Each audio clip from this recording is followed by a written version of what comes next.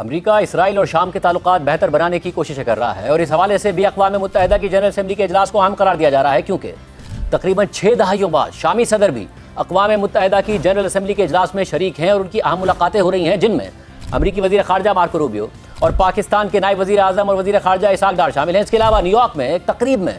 عراق جنگ کے دوران امریکی افواج کے سربراہ اور بعد میں امریکی خفیہ ایجنسی CIA کے ڈائریکٹر رہنے والے جنرل ڈیوڈ پیٹریاس نے احمد الشرع کا انٹرویو بھی کیا۔ واضح رہے کہ 2003 میں عراق پر امریکی حملے کے بعد احمد الشرع امریکہ کے خلاف ہونے والی بغاوت میں شامل ہو کر القاعدہ کا حصہ بن گئے تھے اور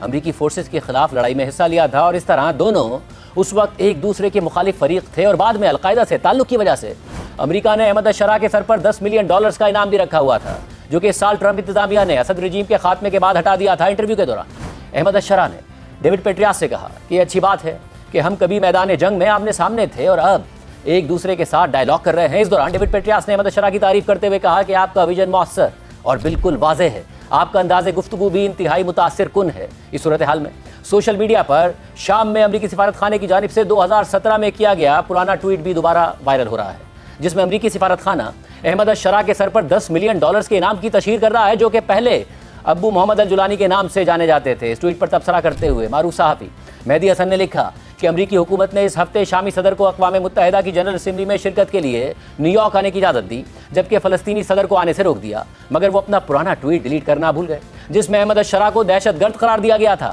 اور ان کی گرفتاری پر $10 ملین انعام کی پیشکش کی گئی تھی۔ ایسے میں یہ خبریں بھی ہیں کہ اس اجلاس کے دوران ہی اسرائیل اور شام کے تعلقات سے متعلق اہم فیصلہ یا معاہدہ سامنے آ سکتا ہے، جبکہ امریکہ میں موجود شام کے عبوری صدر احمد الشرع نے امریکہ سے شام پر عائد پابندیاں ختم کرنے کا بھی مطالبہ کر دیا ہے۔ اس حوالے سے رائٹرز کی رپورٹ کے مطابق شام کے صدر احمد الشرع نے پیر کو نیو یارک میں اقوام متحدہ کی جنرل اسمبلی کے اجلاس میں شرکت کے موقع پر امریکہ سے دوبارہ مطالبہ کر دیا ہے کہ وہ 2019 کے سیزر ایکٹ کے تحت عائد امریکی پابندیاں باضابطہ طور پر ختم کرے۔ واضح رہے کہ یہ تقریباً 6 دہائیوں میں پہلا موقع ہے کہ کوئی شامی رہنما جنرل اسمبلی کے اجلاس میں شریک ہوئے ہیں۔ القاعدہ کے سابق رکن احمد الشرع نے گزشتہ سال ان باغی فوجوں کی قیادت کی تھی جنہوں نے بشار الاسد کی حکومت کا تختہ الٹ دیا تھا۔ امریکی صدر ٹرمپ نے مئی میں سعودی عرب میں ان سے ملاقات کی تھی اور شام پر عائد زیادہ تر پابندیاں ختم کرنے کا حکم دیا تھا، لیکن 2019 کا Caesar Syria civil protection act اب بھی امریکی قانون میں موجود ہے، جو ان پابندیوں کو قانونی حیثیت دیتا ہے۔ احمد الشرع نے جنرل اسمبلی کے اجلاس کے موقع پر منعقدہ ایک سربراہی اجلاس سے خطاب کرتے ہوئے کہا